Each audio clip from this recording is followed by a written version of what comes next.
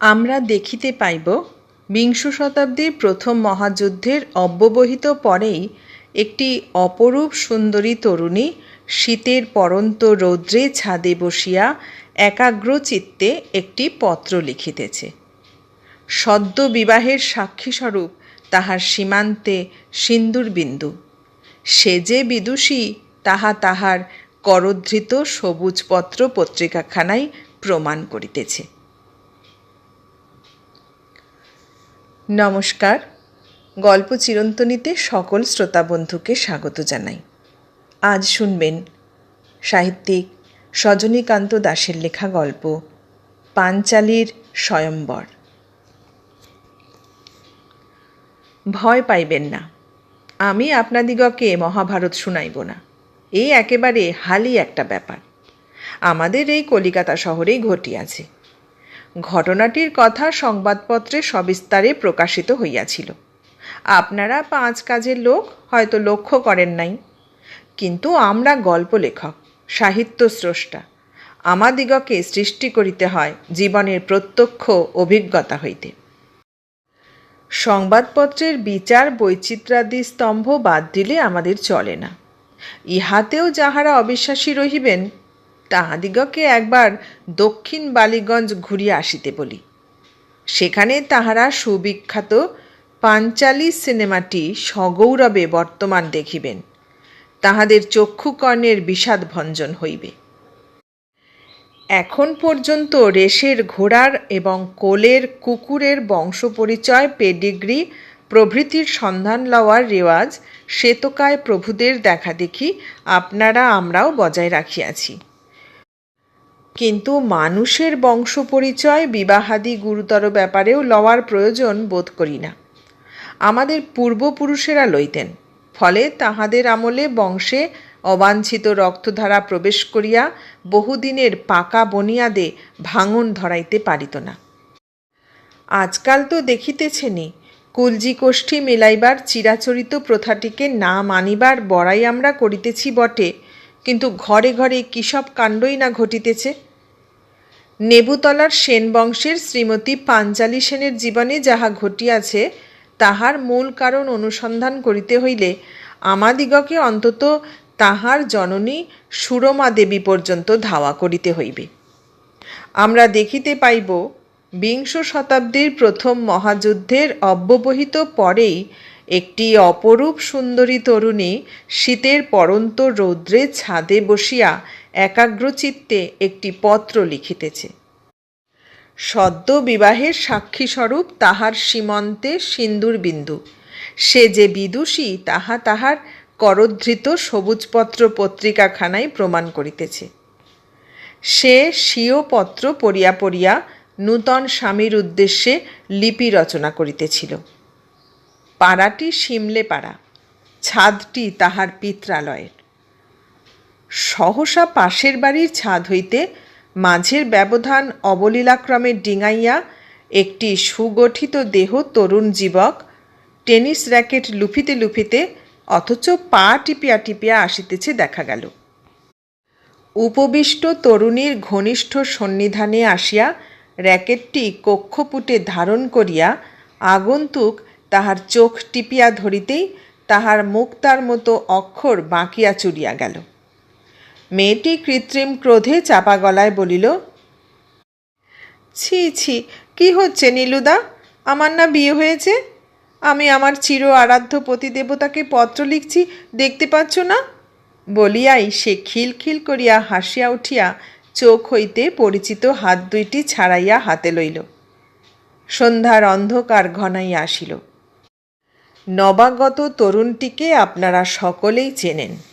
তিনিই বিখ্যাত বক্সার নৃপেন্দ্রনাথ সাধুখাঁ। সুতরাং তাহারই প্রথমা কন্যা কুমারী পাঞ্চালী সেন যে 17 বর্ষ বয়সে ম্যাট্রিকুলেশন ক্লাসে উঠিয়াই একাধারে 5 জন প্রাইভেট টিউটরের সঙ্গেই প্রেম করিবে, তাহাতে আমরা বিন্দুমাত্র আশ্চর্য হই নাই। পাঞ্চালী নাম দিবার সময়ে সুরমার দ্বিধাবিভক্ত অবচেতন মনে মহাভারতের দ্রৌপদীর বিচিত্র বিবাহিত জীবনের কথা উদিত হইয়াছিল কিনা বসু মিত্র মাইতি মহাশয়রা অনুসন্ধান করিলে তাহা বলিতে পারিবেন। কিন্তু আমরা অবগত আছি এই 5 জন হতভাগ্য বেতনভোগী মাস্টার ছাড়া কলির কর্ণবিখ্যাত অভিনেতা মানিক গাঙ্গুলির প্রতিও পাঞ্চালীর ঘোরতর আসক্তি ছিল। মানিক কোনো ছবিতে নামিলে আর রক্ষা ছিল না। একাদিক্রমে 28 বার সে ছবি না দেখিলে পাঞ্চালীর তৃপ্তি হইত না। বাপের পয়সা এবং মায়ের প্রশ্রয় না থাকিলে এরূপ ঘটা অবশ্য সম্ভব ছিল না। বুঝিতেই পারিতেছেন, দুইটিই প্রচুর পরিমাণে ছিল। ইহারা আদর দিয়া দিয়া কন্যাকে যে গোলকধামে তুলিয়াছিলেন, 7 চিত না হইলে সেখান হইতে তাহাকে ভূলোকে নামানো অসম্ভব ছিল। তাই সে যখন যাহা চাহিয়াছে তখনই পাইয়াছে। মেয়ে পড়াশোনায় দিগ্বিজয় করিবে, এটা ছিল মায়ের শখ। তাই মেয়ের ঘোরতর আপত্তি সত্ত্বেও ইংরেজি বাংলায় একজন, ইতিহাসে একজন, অঙ্কে একজন, সেলাইয়ের একজন এবং গানে একজন, এই মোট 5 জন মাস্টার পাঞ্চালীকে বিদুষী করিয়া তুলিবার জন্য ঘণ্টা ভাগ করিয়া চেষ্টা করিতেছিল। মায়ের নির্বন্ধাতি সাহায্যে নিরুপায় হইয়া পাঞ্চালী শেষ পর্যন্ত এই ঘোরতর শিক্ষক বন্ধন স্বীকার করিয়াছিল। কিন্তু স্বভাবসুলভ নৈপুণ্যে সব কয়টিকেই সে কাজে লাগাইয়াছিল। আসল তলোয়ার লইয়া খেলিবার পূর্বে কাঠের ভোঁতা তলোয়ার লইয়াই তো খেলিতে হয়। এই নিরীহ বেচারীদের পাইয়া পাঞ্চালী ঠিক সেইরূপ ব্যবহার করিতে লাগিল, ইঁদুরকে খাবার মধ্যে পাইলে বিড়ালে যেমন করিয়া থাকে। অবশ্য গানের মাস্টার করালিচরণ ঠিক নিরীহ শ্রেণীর ছিল না। প্রেমের ব্যাপারে, বিশেষ করিয়া ছাত্রী প্রেমের ব্যাপারে তাহার মনশব্দাদি প্রায় 1000-এর কোঠাতেই উঠিয়াছিল। কিন্তু পুরাণ ইতিহাস প্রসিদ্ধ সকল মহাবীরেরই যেমন একটি করিয়া মৃত্যুবাণ থাকে, পাঞ্চালীর কাছে মাস্টার করালিচরণের সেই মৃত্যুবাণটি বোধ করি ছিল। আর 4 জন গোবেচারার মতো সেও ল্যাপটাইয়া গেল। ইংরেজি বাংলার অনাদি, ইতিহাসের বীরেন, অঙ্কের গণেশ এবং সেলাইয়ের বিমল প্রথম দৃষ্টিতেই আধমরা হইয়া হাজির হইয়াছিল। পাঞ্চালী তাহাদিগকে ফাঁসির আসামির মতো কোনো রকমে তাজা রাখিয়া চরমক্ষণের প্রতীক্ষা করিতে লাগিল। আয়োজন খুব বেশি নয়, একটু আধো আধো আদুরে কথা, একটা অপাঙ্গ দৃষ্টি, এক ঝলক হাসি অথবা আচমকা এক হলক স্পর্শ, ব্যাস, আর কিছু নয়। ঘড়ির কাঁটার মতো লোকগুলা সকালে বিকালে ঠিক টাইম রাখিয়া চলিতে লাগিল। ঝড় ঝঞ্ঝা বজ্রাঘাতেও ব্যত্যয় নাই। গানের মাস্টারের অবশ্য কিছু ডিম্যান্ড ছিল। পাইয়া পাইয়া পাওয়াটাই তাহার এমন অভ্যাস হইয়া গিয়াছিল যে এখানেও সে দাবি ছাড়িবে না। কিন্তু নিরপেক্ষ বলিতে হইবে পাঞ্চালীকে, সে করালিকে এতটুকু বেশি প্রশ্রয় দেয় নাই। এরূপ অবস্থায় কানাঘুষায় রটিয়া গেল পাঞ্চালীর বিবাহের সম্বন্ধ আসিতেছে। ফলে পাঞ্চালীকে নানা প্রত্যক্ষ হালকা ও কঠিন সমস্যার সম্মুখীন হইতে হইল। নিরীহেরা খেপিয়া উঠিল, নির্বাকরা প্রণয় নিবেদনে মুখর হইতে লাগিল। ব্যাপার এমন দাঁড়াইল যে মাকে আর না জানাইলে চলে না। যাহা খেলা ছিল তাহাই মারাত্মক হইয়া উঠিল। যেগুলিকে কাঠের ঘোড়া ভাবিয়া পাঞ্চালী নির্ভয়ে হ্যাট হ্যাট করিয়া আসিয়াছে, তাহারাই হঠাৎ জীবন্ত হইয়া উঠিয়া চিহি চিহি করিতে ও চাট ছুঁড়িতে লাগিল। কিন্তু পাঞ্চালী ধৈর্য হারাইল না। এই খেলাটাও তো তাহার চাই। মানিক গাঙ্গুলি এখনো পর্যন্ত পর্দা ছেড়িয়া বাহিরে আসিল না। ইহাদের উস্কাইয়া তাতাইয়া লেজে গোবরে না করিতে পারিলে তাহার দিন কাটিবে কেমন করিয়া? অনাদি আমতামতা করিয়া বলিতেছে, এবার একটা ব্যবস্থা করা দরকার পাঁচু, তোমার বাবাকে বলি। বীরেন ইতিহাসের পৃষ্ঠা হইতে সংযুক্তা ও রানী ক্রিশ্চিনার নজির দেখাইয়া মাস তারিখের দিকে ধাবিত হইতেছে। গণেশ কথা বলে কম, কিন্তু 2+2 সে 4 করিতেই অভ্যস্ত। তাহার আবেদন গাণিতিক। বিমলের হাতে মুহুর্মুহু সূচ বিদ্ধ হইতেছে।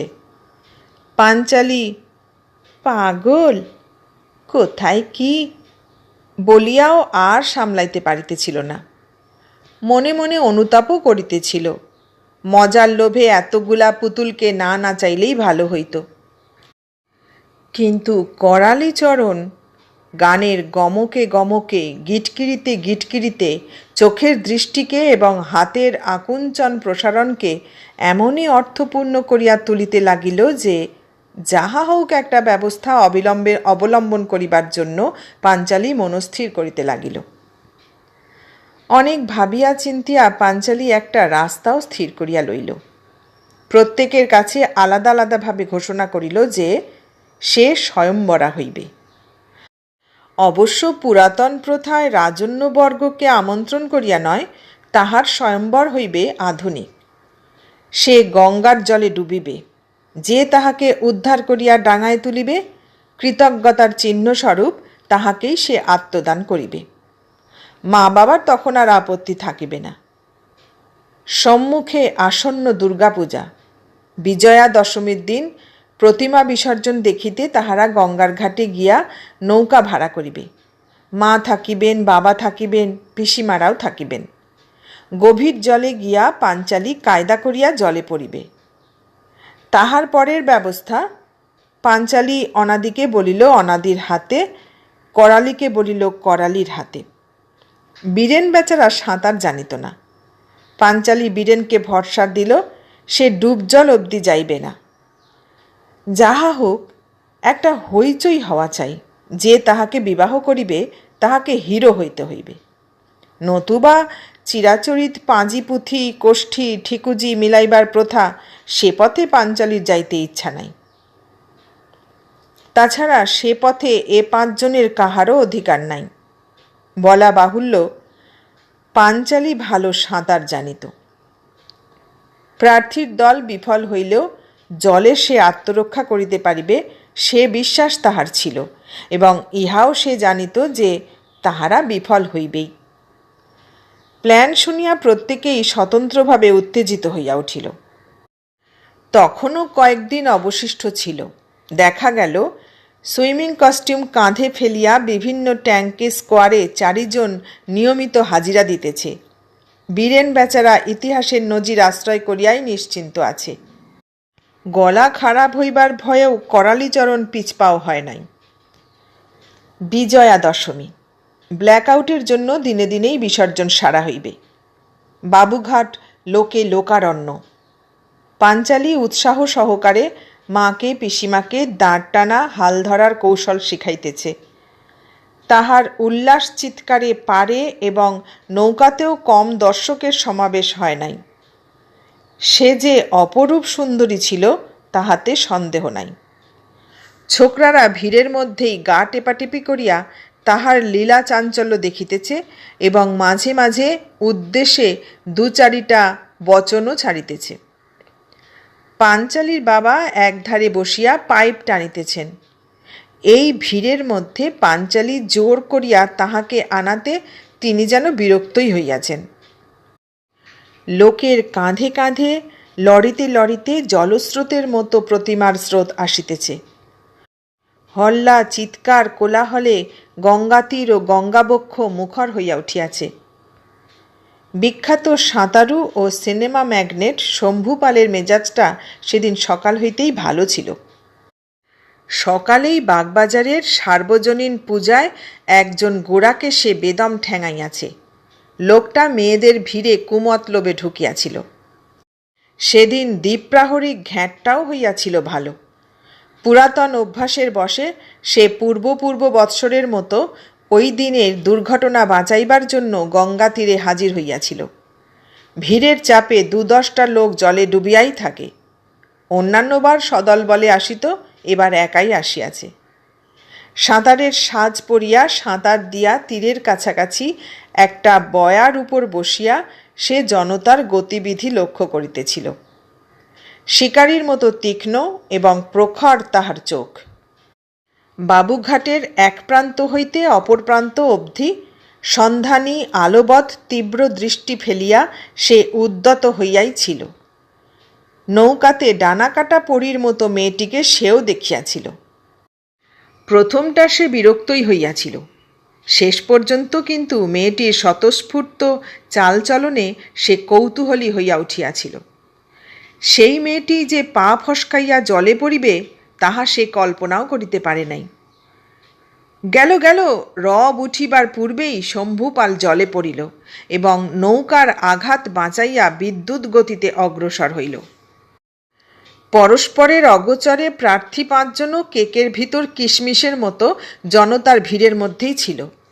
বীরেন আন্দাজে জলের গভীরতা পরিমাপ করিয়া হায় হায় করিয়া উঠিল। আর 4 জন ধুতি পাঞ্জাবি খুলিয়া কস্টিউম শোভিত হইয়া বিভিন্ন কেন্দ্র হইতে জলে ঝাঁপ দিল বটে, কিন্তু তাহাদের নাকানি চোবানি সার হইল। ইন্টারন্যাশনাল সাঁতারু শম্ভুপাল ততক্ষণে মেয়েটির কাছাকাছি পৌঁছিয়াছিল। পাঞ্চালি গা এলাইয়া দিয়া খানিকটা তলাইয়া গিয়াছিল। মা পিসিমার আর্তচিৎকার সেখানেও সে শুনিতে পাইতেছিল। জলের উপরে মাথা তুলিবার পূর্বেই সে অনুভব করিল তাহার ঝুঁটিতে কে হাত দিয়াছে। সর্বনাশ, উহাদের কেহ নাকি? পাঞ্চালির সত্য সত্যই ডুবিয়া মরিতে ইচ্ছা হইল। ঝুঁটি ধরা অবস্থাতেই সে জলের ভিতর এমন কাণ্ড করিতে লাগিল যে শম্ভুপাল না হইয়া আর কেহ হইলে তাহাকেও আর সলিল সমাধি হইতে উঠিতে হইত না। কিন্তু শম্ভুপাল অনেক দেখিয়াছে।